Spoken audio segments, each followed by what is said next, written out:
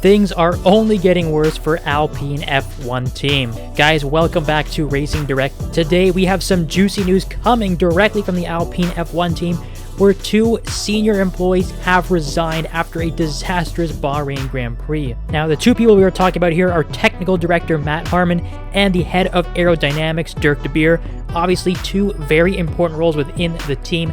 They have resigned with immediate effect. This just came out after a disastrous first race of the season in Bahrain for Alpine. Now, things have been bad for these guys right from the get-go in 2024. It all goes back to the livery. The liveries were unveiled. Everyone picked Alpine as the worst of the bunch because half the car isn't even painted. It's just bare carbon fiber with splotches of pink and blue. Really not a very attractive looking car.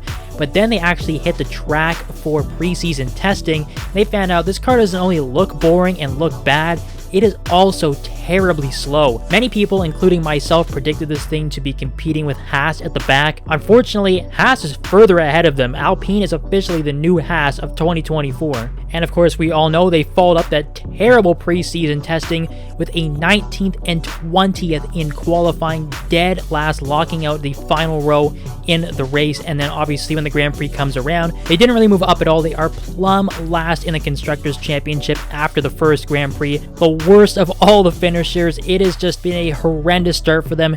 And now we have learned that these two important figures within the team have resigned with immediate effect. Now, obviously, we can see the main issue with this is the car.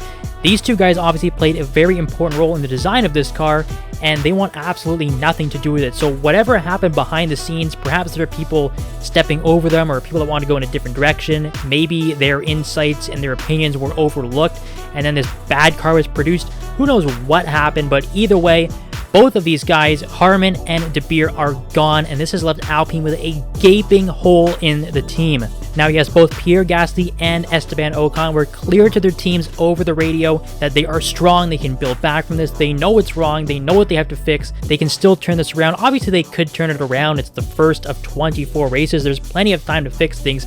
However, they are in a horrible position, and one of the main problems that hasn't pointed out is the car is extremely heavy.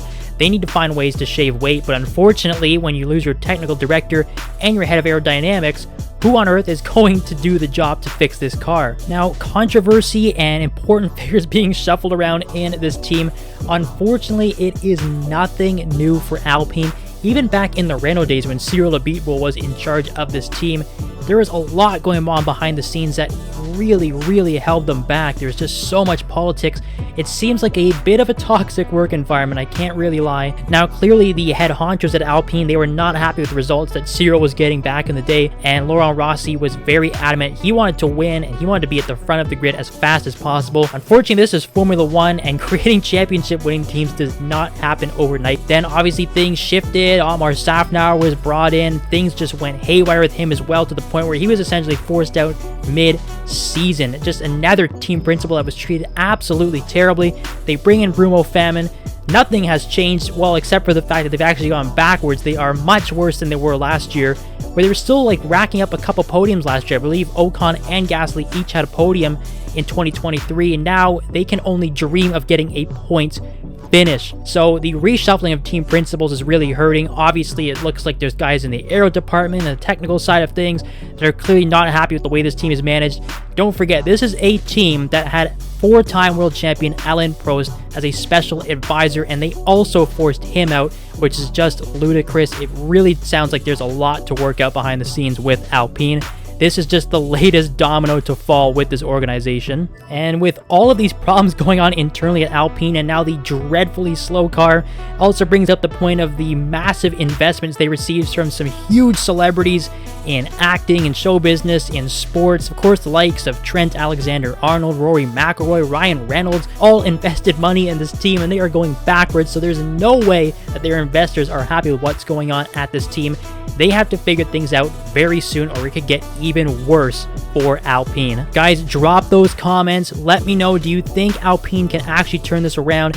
How do you think they're going to replace these two key figures that have resigned from the team? It looks so bad on their image this early in the season. Things are just going terrible for them, but it is a long season, as I mentioned. As always, make sure you are subscribed to Racing Direct. Leave those likes, it really helps. We'll see you guys next time.